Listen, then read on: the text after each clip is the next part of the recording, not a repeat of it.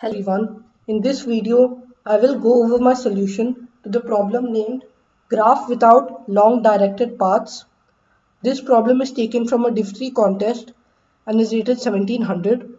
This problem uses bipartite graphs and the coloring strategy to detect whether or not a graph is bipartite. So if you don't know about the coloring strategy, do check out my previous video in which I have explained that strategy. So let's look at the problem statement. In this problem, we are given a connected undirected graph consisting of n vertices and m edges. Notice that in this case, the graph is not necessarily a tree and hence it does not necessarily have n-1 edges.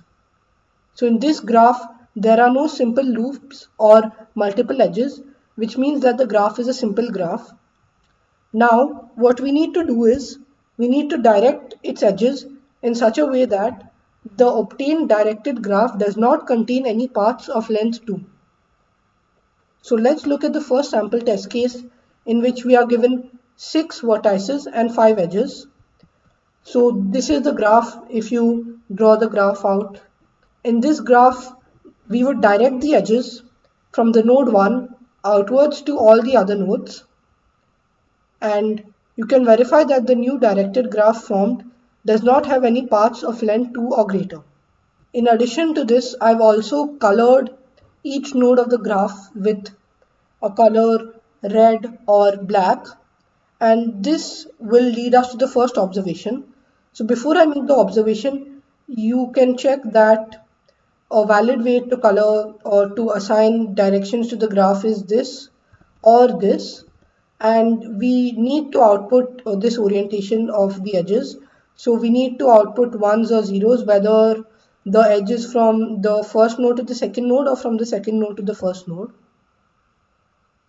So now that we have looked at the sample test case, which seems to hint at the two coloring strategy, let's formalize that first observation. So the first observation is that the answer is yes only when the graph is bipartite or bicolorable. So the reason why this works is because notice that each node can't have both outgoing or incoming edges. This is because if you take an example of this graph and if you assign an outgoing edge and an incoming edge, then you notice that there is a path from node 2 to 3 which is of length 2 or greater, and that path is not valid, or it would violate the condition that there should be no paths of length 2 or greater, and hence we know that each node can either have only outgoing edges or only incoming edges. Now let's assign each node a color depending on whether it has incoming edges or outgoing edges. So let's use the color 0 for those nodes with outgoing edges, and the other nodes will be assigned color 1. Now what we need to understand is that adjacent nodes have different colors. And the reason why this is true is because if a particular node is an outgoing node, which basically means that that node has only outgoing edges, then this means that the node adjacent to it, which is basically, let's say, node 2 and node 3, we know that node 2 and node 3 are incoming nodes. And the reason why this is true, it should be obvious by now, is because the edges should only be incoming to nodes 2 and 3 and should only be outgoing to nodes 1. And that's why adjacent nodes have different colors. So this gives us the motivation behind the two coloring strategy, and using this fact we can just say that use the two coloring strategy to color every node either 0 or 1 and check if there is any violation in the DFS. So we would do the exact same thing for checking if a graph is bipartite as we did in the previous video, and that would be to write the DFS which returns a boolean value whether or not the graph is bipartite. Another important thing is that what is the output which we would print. And the answer is that for every node, if that node is colored 0, this means that the node is an outgoing node, and hence all edges from that node should go outwards. So node is colored 1. This means that the node is an incoming node, and hence all edges should be inwards towards that node. So this is how we would implement the output part of our solution, and I'll just write the code to make things clearer. So in the code, first I define global variables n and m, which can be up to 2 into 10 to the 5, and I have an adjacency list of n nodes. Then I take in the values of n and m, and I'll take in the graph itself. So all edges are uv, and they are undirected edges. That's why we'll push back u to the adjacency list of v and v to the adjacency list of u. And now I'll call a DFS from 1. Before I call the DFS, I'll assign the color of 1 to be 0. So let's have another global variable color which stores the color of each node. Now the DFS runs with just one parameter u.